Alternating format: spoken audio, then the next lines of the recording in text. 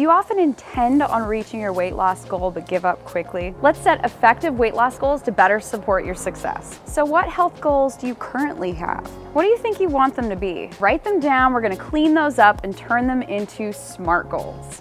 Here are the different attributes for a SMART goal. Specific, measurable, attainable, relevant, and time-based. What do you want to accomplish? Why is the goal important? Which resources or limits are involved? If you don't have a solid moving why, go watch my Finding Your Why video linked in the description. Your goal must be measurable. Ask yourself how much or how many, in this case, pounds, maybe triglyceride levels, whatever you want to use to benchmark your goal. How will you know when it's accomplished? Is your goal attainable? Ask yourself, how can I accomplish this goal? How realistic is the goal based on other restraints such as financial factors? Is your goal relevant and realistic? A relevant and realistic goal can answer yes to all of these questions. Does this goal seem worthwhile?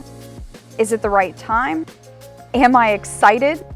And does this challenge motivate me? If you don't feel strongly about the goal, you might need to clarify or change it. A SMART goal is time-bound. When do you want to accomplish this goal by? Now let's work backwards to break up actions and create a timeline. Next, you're going to want to break down your goal into skills that you need to master in order to reach your goal. For example, eating appropriate nutrients and choosing higher quality foods. Here are some skills to consider.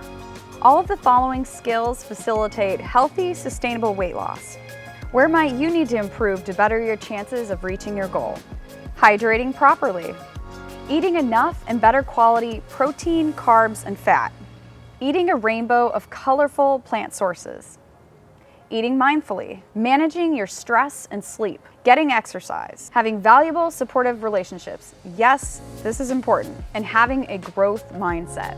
And next, you're going to want to break those skills down into practices. For example, for eating appropriate nutrients, you might choose to do the practices of eating enough protein and choosing a rainbow of veggies. These practices are areas best to improve to achieve that skill.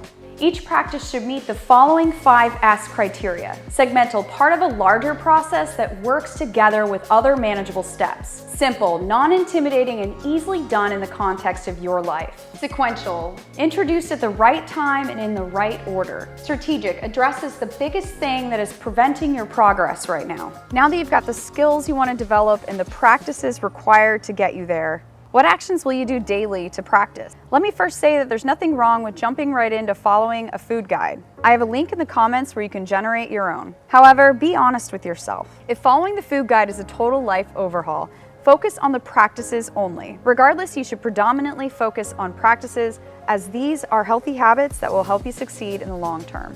So what actions will you do daily to support your practice? Here are some actions you can take for a couple different practices. For the eating enough protein practice, you can track how many servings of protein you have every day and try new vegetables of diverse colors. Now that you have a goal, write it down with the practices, actions, and a reasonable timeline. Make sure to put all actions and practice start dates in your calendar. A visual reminder of why you're working toward this goal is tremendously helpful as well. More on that in the Finding Your Why video in the description. And remember, whatever your mind can conceive and believe, you can achieve. Let us know what your goal is in the description, and make sure you subscribe and share. Your support helps my passion to help end the obesity crisis.